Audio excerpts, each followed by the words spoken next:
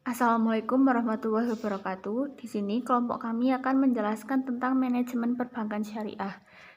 Dengan anggota saya sendiri, Herlin Oktaviana NPM 0085, Pratiwi Amalia NPM 0096, Lana Rohmatika NPM 0109, Arfani Syahrul Khodari NPM 0115. Yang pertama ada manajemen risiko pasar. Risiko pasar sendiri adalah risiko pada posisi neraca dan rekening administratif akibat perubahan harga pasar yang antara lain berupa perubahan nilai dari aset yang dapat diperdagangkan. Tujuan utamanya sendiri adalah meminimalkan kemungkinan dampak negatif akibat perubahan kondisi pasar terhadap aset dan permodalan bank syariah.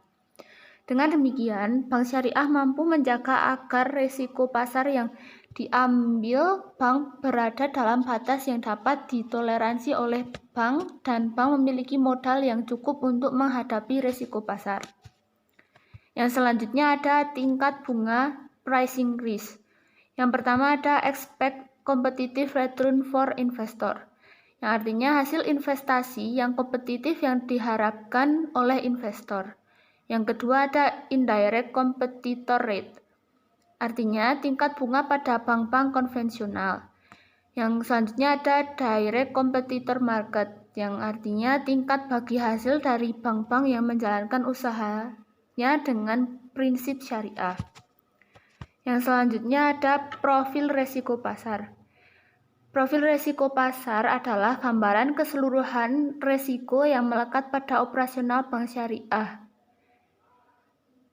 Terdapat juga indikator risiko pasar. Yang pertama ada volume dan komposisi portofolio. Parameter atau indikatornya adalah antara lain aset trading dan tagihan forward atau total aset. Yang kedua ada kewajiban trading dan kewajiban forward atau totalitas liabilitas dan ekuitas. Yang ketiga ada potensi keuntungan atau kerugian dari aset trading dan tagihan forward atau pendapatan operasional. Yang kedua ada potensi kerugian dari resiko benchmark suku bunga dan banking book. Indikator atau parameternya antara lain exposure BRBB berdasarkan gap report atau perspektif pendapat dan perspektif nilai ekonomis. Yang kedua ada potensi kerugian surat berharga kategori AFS atau total modal. Yang ketiga ada strategi dan kebijakan bisnis. Indikator atau parameternya antara lain karakteristik trading, posisi pasar bank dalam industri, kompleksitas produk atau instrumen trading. Oke, yang selanjutnya yaitu kualitas penerapan risiko pasar. Di sini ada option pertama yaitu tata kelola risiko. Tata kelola risiko itu mencakup perumusan tingkat risiko yang diambil dan toleransi risiko. Yang kedua, kecukupan pengawasan aktif oleh dewan direksi dan komisaris serta tanggung jawab komisaris, direksi dan DPS. Yang option kedua yaitu kerangka manajemen risiko. Di sini mencakup strategi manajemen risiko serta yang searah dengan tingkat risiko dan toleransi risiko. Yang kedua, kecukupan organisasi yang mendukung. Yang ketiga, kecukupan kebijaksanaan, prosedur dan penerapan limit. Option ketiga yaitu proses manajemen risiko sistem informasi dan sumber daya manusia yang mencakup proses identifikasi, pengukuran, pemantauan dan pengendalian. Yang kedua, kecukupan sistem informasi, dan yang ketiga, kecukupan kualitas dan kuantitas SDM yang mendukung. Yang keempat atau option yang keempat yaitu sistem pengendalian risiko yang mencakup pengukuran, pemantauan dan pengendalian. Yang kedua, kecukupan sistem informasi. Dan yang ketiga, kecukupan kualitas dan kuantitas SDM yang mendukung. Yang keempat atau option yang keempat yaitu sistem pengendalian risiko yang mencakup kecukupan sistem pengendalian internal dan kecukupan kaji ulang pihak dalam independen dalam bank. Yang selanjutnya, manajemen risiko likuiditas. Manajemen risiko likuiditas ini terjadi akibat ketidakmampuan bank syariah untuk memenuhi kewajiban yang jatuh tempo dari sumber pendanaan arus kas dan atau aset likuiditas yang tinggi. Risiko likuiditas ini juga sering disebut dengan kerugian potensial bank yang bersangkutan. Risiko ini disebabkan oleh ketidakmampuan bank untuk melikuidasi aset tanpa terkena diskon yang material karena tidak adanya pasar aktif atau adanya gangguan pasar. Dan di sini ketentuan besar kecilnya risiko likuiditas itu terbagi menjadi 4, yaitu kecermatan perencanaan arus kas, yang kedua ketersediaan aset yang siap, yang ketiga ketepatan mengatur struktur dana, dan yang terakhir adalah kemampuan menciptakan akses pasar antar bank. Assalamualaikum warahmatullahi wabarakatuh. Saya Lana Romatika akan melanjutkan presentasi dari Mbak Pratiwi. Yang pertama yaitu mengatasi masalah likuiditas. Pentingnya pengelolaan likuiditas menurut Muhammad 2014 menyarankan agar bank syariah dapat mengantisipasi dan mengatasi masalah likuiditasnya. Yang pertama yaitu menjelaskan aspek ekonomi dan sistem nilai keislaman. Dalam menjelaskan aspek ekonomi dan sistem nilai keislaman ini kepada masyarakat, diharapkan bahwa deposan baru akan menginvestasikan dana di bank syariah karena peningkatan dana baru yang masuk akan meningkatkan ekspansi bisnis. Yang kedua yaitu memperbaiki dan meningkatkan kinerja bank syariah yang fokus pada equity based financing daripada debit based financing yang akan meningkatkan profit jangka pendek dan profit jangka panjang. Yang ketiga yaitu memperkuat koordinasi, komunikasi, dan pengertian dengan deposan atau investor dan mitra bisnis. Yang keempat yaitu mengidentifikasi berapa banyak deposan rasional yang dimiliki bank dengan mengamati berapa banyak penarikan dan pemindahan dana ke bank konvensional ketika imbal hasil lebih tinggi. Yang kelima yaitu membentuk satuan tugas untuk memonitor, mengevaluasi dan mendeteksi kemungkinan kesulitan likuiditas yang akan menimpa sebuah bank.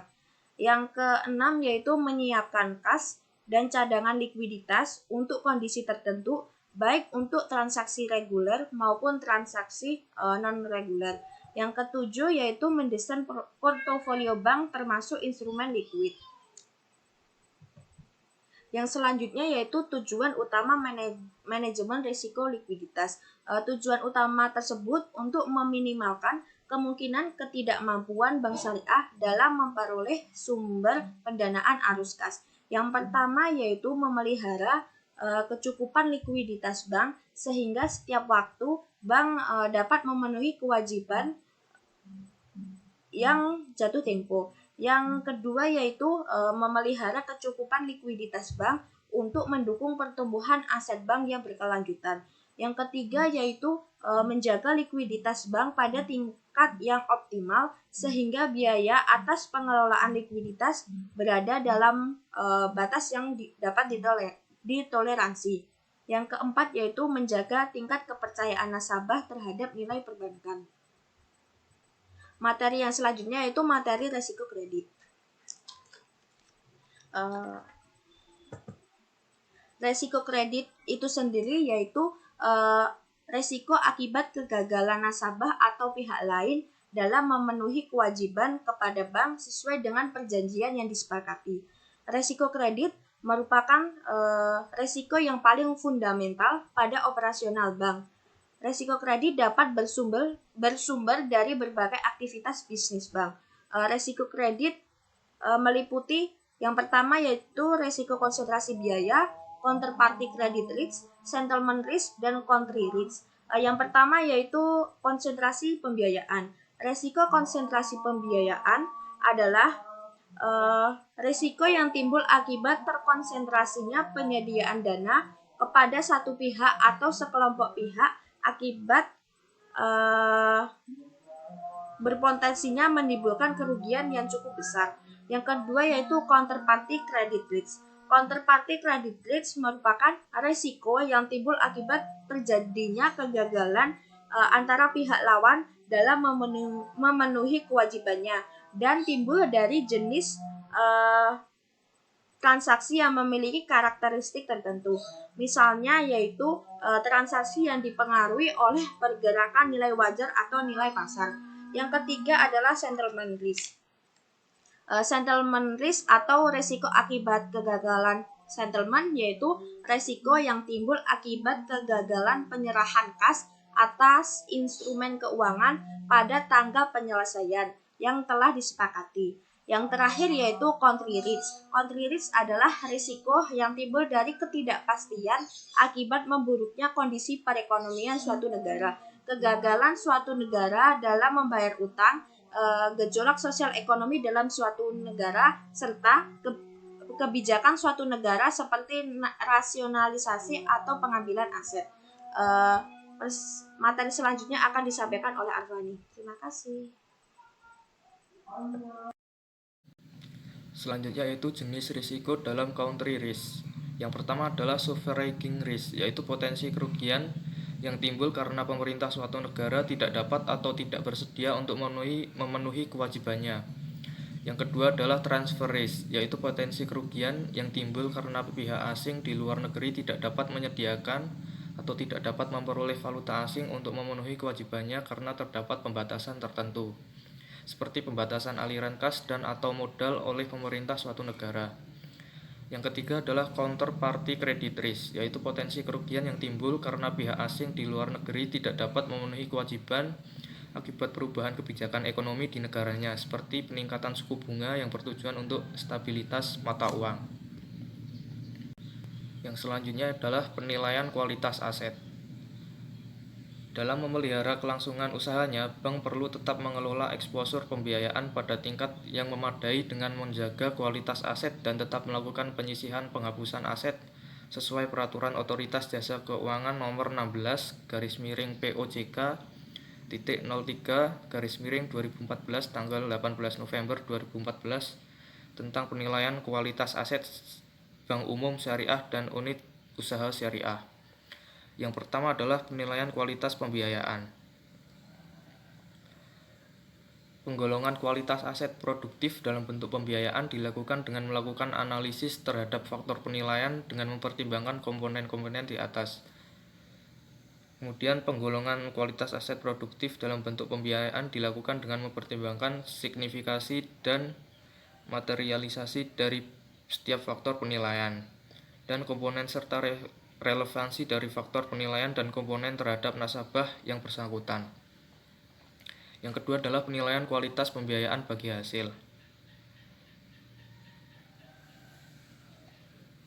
RBH atau realisasi bagi hasil merupakan pendapatan yang diterima bank dari nasabah atas pembiayaan mudharabah dan pembiayaan masyarakat setelah memperhitungkan nisbah bagi hasil. Penghitungan rasio RBH terhadap PBH dilakukan berdasarkan akumulasi selama periode pembiayaan mudharabah dan pembiayaan musyarakah yang telah berjalan. Selanjutnya adalah penilaian kualitas surat berharga syariah. Surat berharga syariah adalah surat bukti berinvestasi berdasarkan prinsip syariah yang lazim diperdagangkan di pasar uang dan atau pasar modal antara lain obligasi syariah, sertifikat reksadana syariah, dan surat berharga lainnya berdasarkan prinsip syariah.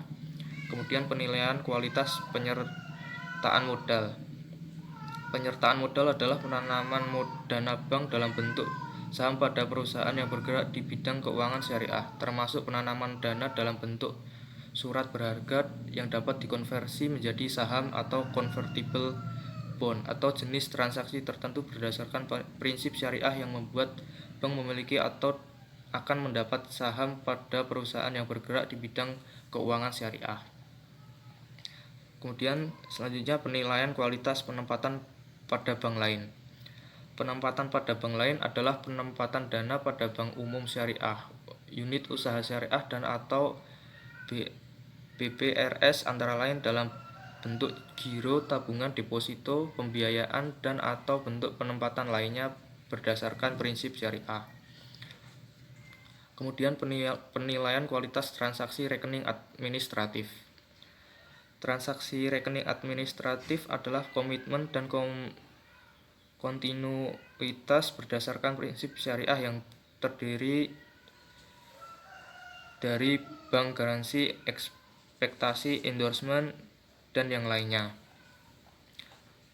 Kemudian penilaian kualitas agunan yang diambil alih. Agunan yang diambil alih atau AYDA adalah sebagian atau seluruh agunan yang dibeli bank, baik melalui pelelangan maupun di luar pelelangan berdasarkan penyerahan sukarela oleh pemilik agunan atau berdasarkan pemberian kuasa untuk menjual dan dari pemilik agunan dengan kewajiban untuk dicairkan kembali.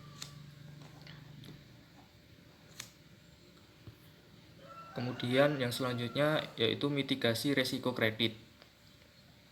Mitigasi resiko kredit adalah sejumlah teknik dan kebijakan dalam mengelola resiko kredit untuk meminimalkan kemungkinan terjadinya atau dampak dari kerugian pembiayaan. Hal yang dapat dilakukan yang pertama adalah model pemeringkatan pembiayaan, menetapkan kemungkinan terjadinya pembiayaan macet.